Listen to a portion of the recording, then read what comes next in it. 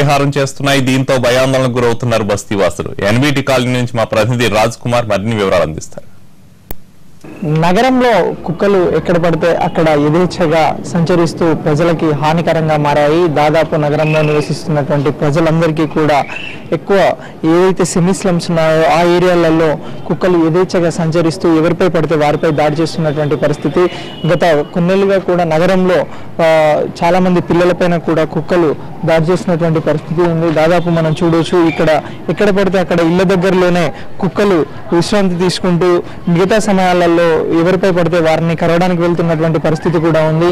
దాదాపు ఇక్కడ ఉన్నటువంటి కుక్కలు వీటి ద్వారా వీళ్ళు పడుతున్నటువంటి ఇబ్బందులు ఇక్కడ ఉన్న వాళ్ళని అడిగి తెలుసుకున్నాను. చెప్పండి, ఇక్కడ మీకు దాదాపు చాలా కుక్కలు ఉన్నాయి, వీటితో ఎలాంటి ఇబ్బందులు? చాలా అండి.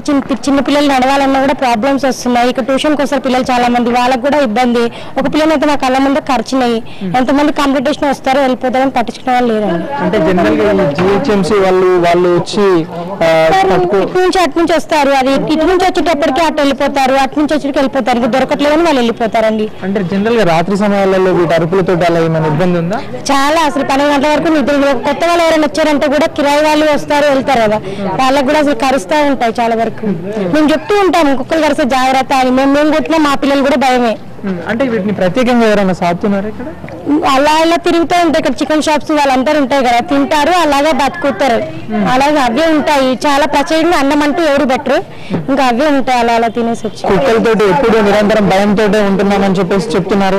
మీరు చెప్పండి, ఇక్కడ చాలా మంది చిన్నపిల్లలు ఉన్నారు, ఈ కుక్కలు కూడా చాలా సంచరిస్తున్నట్లు కనబడుతుంది. ఎలా ఉంది? వాళ్ళ అబ్బాయినే కరిచిందండి నిన్న. 2 పిల్లలు ఉన్నారు. పైన మా అక్క ట్యూషన్ చెప్పింది. ఆ అమ్మాయి ట్యూషన్కి అయితే చాలా మంది వస్తారు.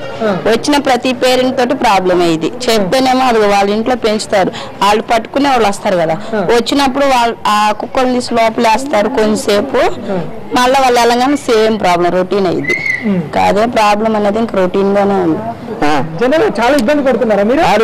కర్రలేదు వినదు, చేతులు కర్ర పట్టుకుని వస్తుంది సేపులా లేదు ఒట్టుకు వచ్చామనుకో ఇక పడేస్తుంది. అమ్మ మీరు చెప్పండి, అంటే జనరల్ గా ఇక్కడ కుక్కలతోటి ఎలాంటి ఇబ్బంది ఉంది, మీరు ఎలా ఇబ్బంది పడుతున్నారు? మనసులో పోనిది ఏం లేక పిల్లలు స్కూల్ పోతుంటే ఎగబడతాయి. అసలు ఇట్లా బాగా చూస్తే పిల్లలు భయపడుతుంటారు. మనుషులు కొత్త వచ్చిందంటే వాళ్ళ మీకు ఎగబడతాయి. 5-6 ఉన్నాయి కుక్కలు ఇక్కడ. అమ్మ మీరు చెప్పండి, స్కూల్కి వెళ్తా ఉంటారు కదా, మిమ్మల్ని కుక్కలు మీ వెంబడి పడుతుంటాయా? పడతాయి. ఒక రోజు ఒక అమ్మాయికి ఖర్చు చంపేసింది. అమ్మాయి పైన ట్యూషన్ చదువుతుంటారు. ఇప్పుడు కింద బస్సులో ఎవరైనా పోతుంటే అప్పుడు అవి వెంట పడతాయి కింది వరకు. సో నగరంలో నివసిస్తున్నటువంటి ప్రజలు నిరంతరం నిత్యం కూడా ఈ కుక్కల భయంతో కుక్కల బెడదలతోటే బతుకుతున్నారన్న విషయం వీళ్ళ మాటలలో అర్థమవుతుంది. అయితే అధికారులు అలాగే వీటిని సంబంధించి జిహెచ్ఎంసీ వారు కూడా ఎవరు పట్టించుకోవడం లేదని చెప్పేసి చెప్తున్నారు. దాదాపు ఈ కుక్కల దాడిలో ఇప్పటికే పలువురు గాయపడినట్లు కూడా వీళ్ళు చెప్తున్నారు. బస్తీలో ఇక పెద్ద మొత్తంలో కూడా కుక్కలు ఉండడం, అలాగే రాత్రి సమయాలలో వీటి అరుపులకి నిద్ర కూడా పట్టనటువంటి పరిస్థితి ఉందని చెప్పేసి ఇక్కడ ఉన్నటువంటి స్థానికులు చెప్తున్నారు. ఇప్పటికైనా రాష్ట్రంలో జరుగుతున్నటువంటి పలు ఘటనలను దృష్టిలో ఉంచుకొని అధికారులు ప్రజల రక్షణ కోసం వీటిపై దృష్టి సారించి ప్రత్యేకంగా ప్రజలను వీటి నుంచి రక్షించాలంటే వీటిని వేరే సంరక్షణ కేంద్రాలకు తీసుకెళ్లాల్సిన అవసరం స్పష్టంగా కనబడుతుంది. వెంటనే అధికారులు దృష్టి సారించి ప్రజలకున్న ఈ ఇబ్బందిని తొలగించాలి.